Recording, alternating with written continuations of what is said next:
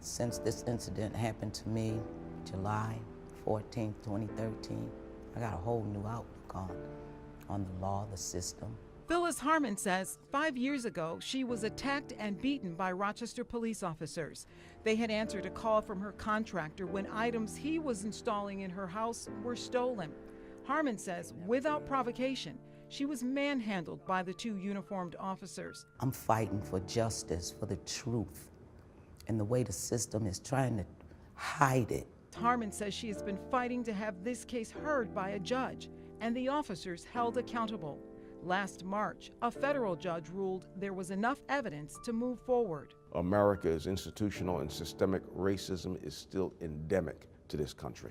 Reverend Lewis Stewart is the president of United Christian Leadership Ministry of Western New York. It took the killings of those kids in Florida to raise the issue of gun violence becoming a conversation, right? Because their lives mattered. But our people were getting killed. The conversation was never raised because black lives do not matter.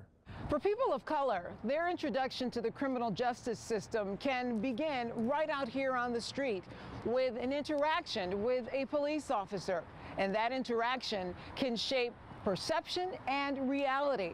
It could be the beginning of a pathway to prison. Both those communities are very well-educated communities. Rochester Deputy Mayor and former police chief Cedric Alexander says this country has made gains in 50 years, but says there is still work to do. Is it truly fair if a kid that's 12, 13 years old is given a criminal record from some minor incident, he or she is now on the pathway to prison? The Sentencing Project found that an African-American male born in 2001 has a 32% chance of going to prison, in contrast to a white male born that same year who has a 6% chance. The New York Times reported nearly 1 in 12 black men between 25 and 54 are incarcerated, as compared to 1 in 60 non-black men. We have to find a way as a nation to make sure that those that don't want to be left behind, that want something better, we all have a responsibility to help get them there. Lynette Adams, News 10 NBC.